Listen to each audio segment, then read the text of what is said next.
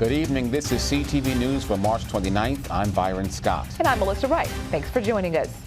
As drivers continue to express frustration with potholes in the Baltimore-Washington Parkway, Governor Larry Hogan and Maryland's Congressional Delegation are looking to the roadway's futures. Today, lawmakers met to talk about plans to start repairing the roads and Hogan's proposal to transfer control of the Parkway from the Park Service to the state.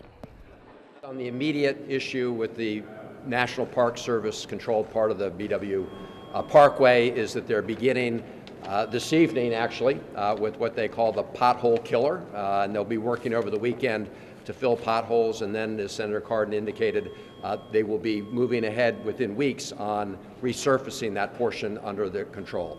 National Park and Planning is not in the road business. As you can see from the deplorable position that the road is in right now, they haven't maintained the road. So I think if the state can take control of it, it'll be better off for everyone.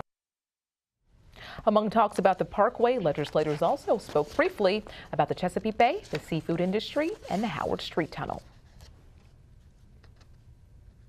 Well, the first day back to school for Maryland kids is changing once again.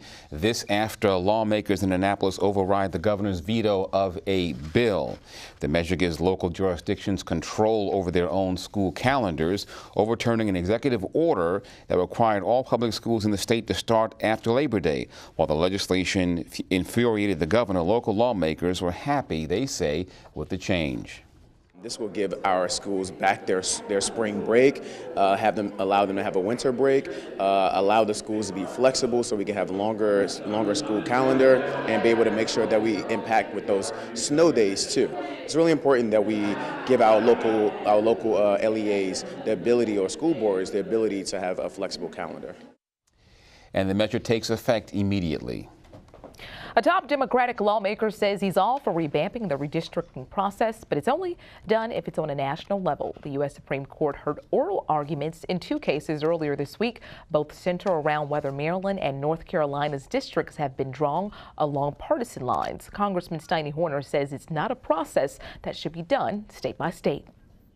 The problem with doing it state by state is the states who play by the rules and are fair are disadvantaged by the states that don't.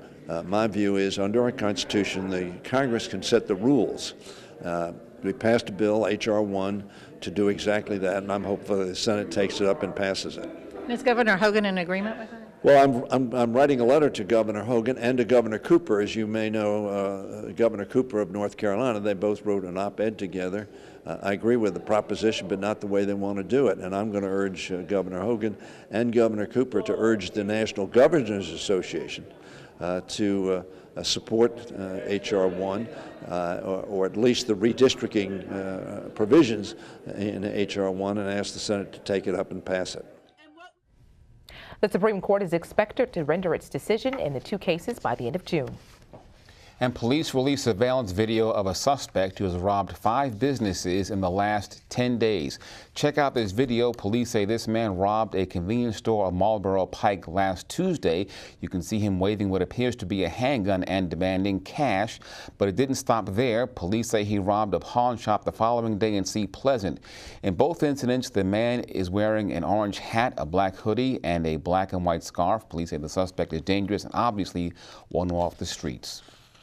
Terrifying. I mean, you don't want someone coming into a business during normal operating hours and brandishing a handgun, waving it around while people are in and out of the store, especially for employees. I'm sure that was quite terrifying. So we're just asking the community and business owners to just be diligent, and if they see anything, just definitely give us a call.